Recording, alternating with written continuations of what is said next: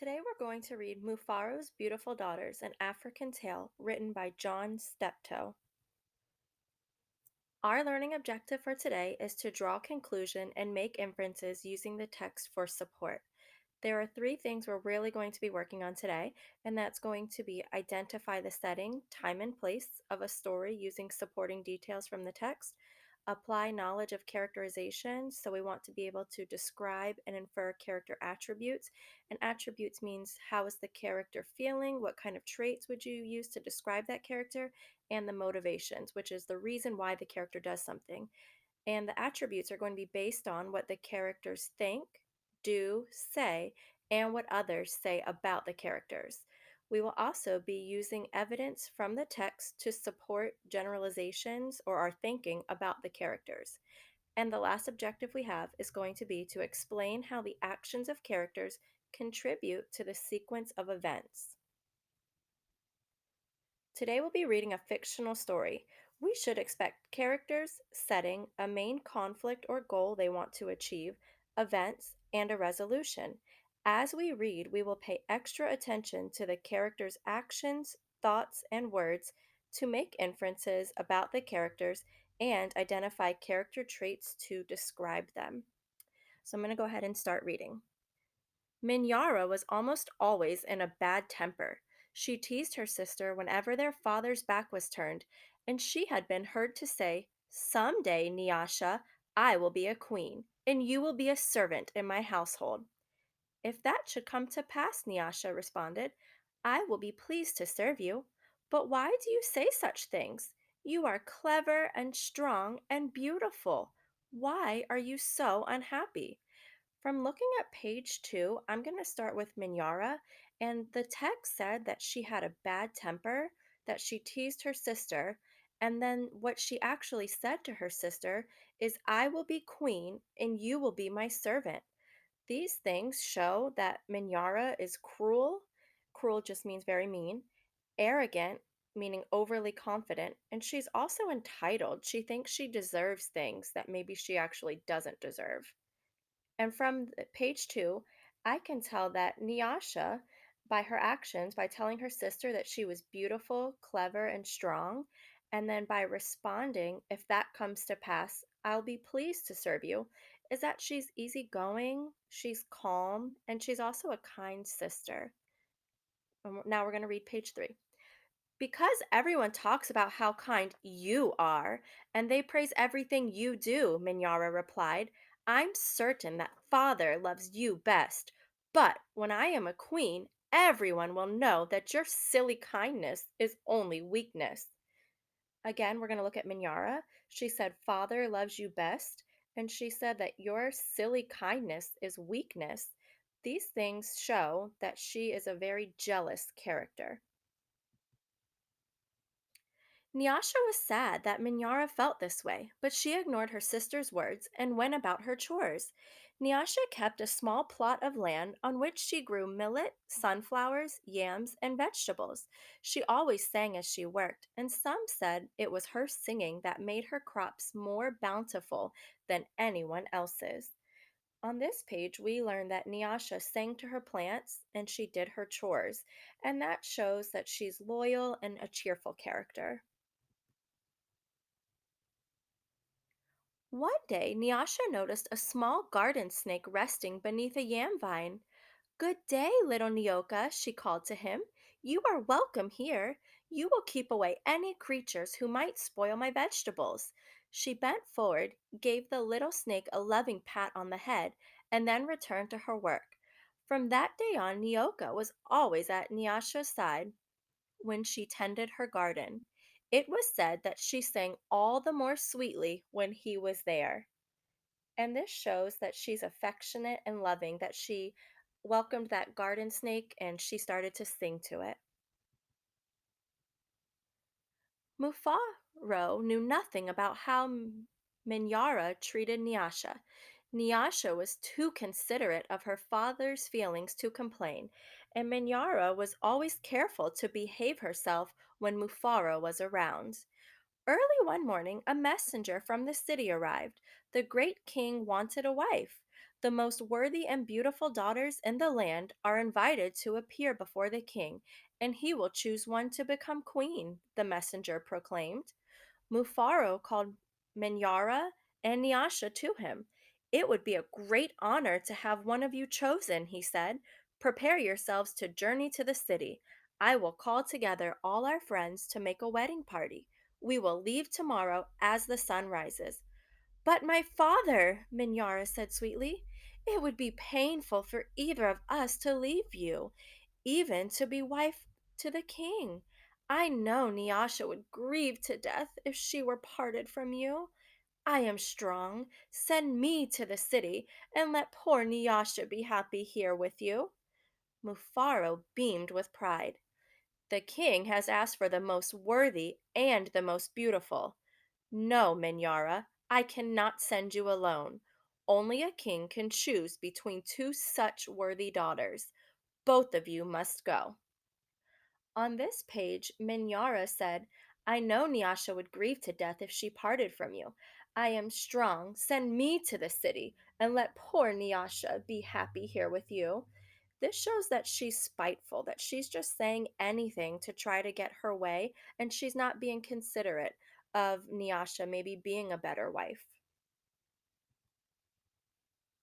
That night, when everyone was asleep, Minyara stole quietly out of the village. She had never been in the forest at night before, and she was frightened.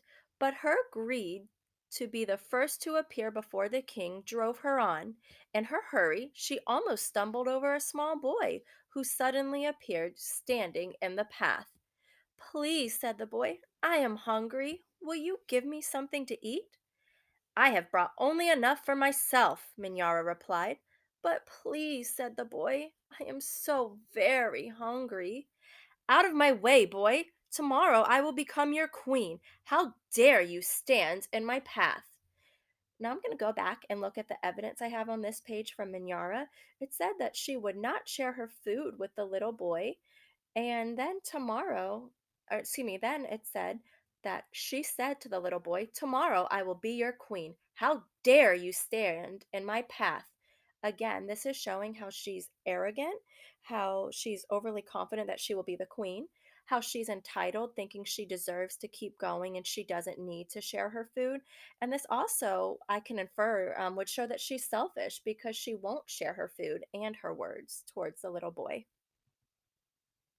After traveling for what seemed to be a great distance, Minyara came to a small clearing.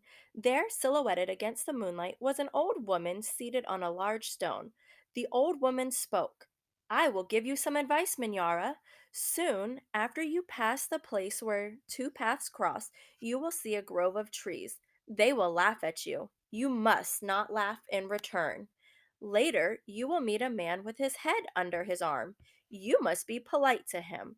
How do you know my name? How dare you advise your future queen? Stand aside, you ugly old woman, Minyara scolded, and then rushed on her way without looking back. Just as the old woman had foretold, Minyara came to a grove of trees, and they did indeed seem to be laughing at her. I must be calm, Minyara thought. I will not be frightened. She looked up at the trees and laughed out loud. I laugh at you, trees, she shouted, and she hurried on. It was not yet dawn when Minyara heard the sound of rushing water. The river must be up ahead, she thought. The great city is just on the other side. But there, on the rise, she saw a man with his head tucked under his arm. Minyara ran past him without speaking. A queen acknowledges only those who please her, she said to herself. I will be queen. I will be queen, she chanted as she hurried on towards the city. The fact that she scolded the old woman and she was rushing to the city, and then she's saying, I will not be frightened, shows that she's confident and that she is determined. Again, we see Minyara being arrogant, the fact that she's refusing to listen to the old lady and taking her advice. Nyasha woke at the first light of dawn. As she put on her finest garments, she thought how her life must be changed forever beyond this day. I'd much prefer to live here, she admitted to herself. I'd hate to leave this village and never see my father or sing to little Nyoka again. Her thoughts were interrupted by loud shouts and a commotion from the wedding party assembled outside. Minyara was missing! Everyone bustled about, searching and calling for her. When they found her footprints on the path that led to the city, they decided to go on as planned. As the wedding party moved through the forest, brightly plumed birds darted about in the cool garden shadows beneath the trees. Though anxious about her sister, Nyasha was soon filled with excitement about all there was to see. The fact that Nyasha did not want to leave the village lets me infer that she is very loyal, that she really likes being where she is. I'm going to start with page 15. They were deep in the forest when she saw the small boy standing by the side of the path. You must be hungry, she said, and handed him a yam she had brought for her lunch. The boy smiled and disappeared as quietly as he had come. Later, as they were approaching the place where the two paths crossed, the old woman appeared and silently pointed the way to the city. Nyasha thanked her and gave her a small pouch filled with sunflower seeds. The sun was high in the sky when the party came to the grove of towering trees. Their uppermost branches seemed to bow down to Nyasha as she passed beneath them. At last, someone announced that they were near their destination. On this page, I saw that Nyasha offered food to the little boy, and another thing she did was that she thanked the old lady and gave her sunflower seeds. This shows that she is caring, and I can also infer that she is a very generous character because she didn't think about herself. She was grateful for their help. Nyasha ran ahead and topped the rise before the others could catch up with her. She stood transfixed at her first sight of the city. "Oh, my father," she called, "a great spirit must stand guard here. Just look at what lies before us. I never in all my life dreamed there could be anything so beautiful." Arm in arm, Nyasha and her father descended the hill, crossed the river, and approached the city gate. Just as they entered through the great doors, the air was rent by piercing cries, and Minyara ran wildly out of a chamber at the center of the enclosure. When she saw Nyasha, she fell upon her, sobbing. "Do not go to the king, my sister. Oh, please, father, do not let her go," she cried hysterically. "There's a great monster there, a snake with 5 heads. He said that he knew all my faults and that I displeased him. He would have swallowed me alive if I had not run. Oh, my sister, please do not go inside that place."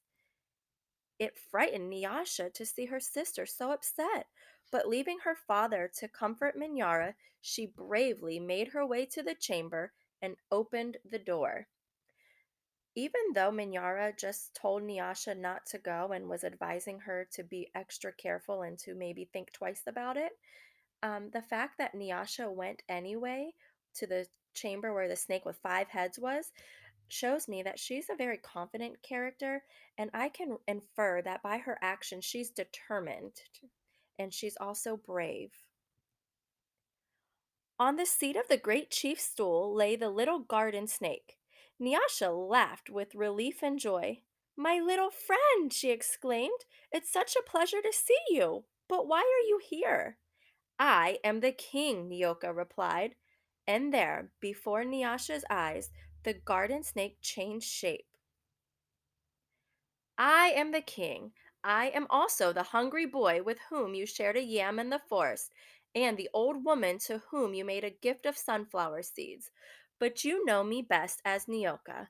Because I have been all of these, I know you to be the most worthy and most beautiful daughter in the land. It would make me very happy if you would be my wife."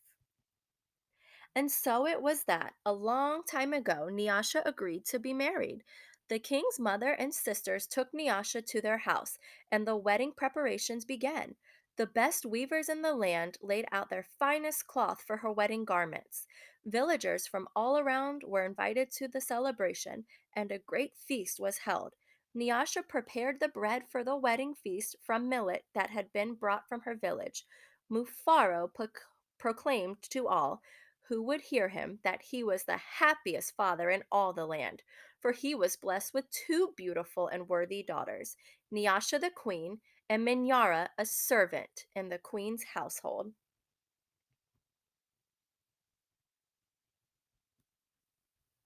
The end.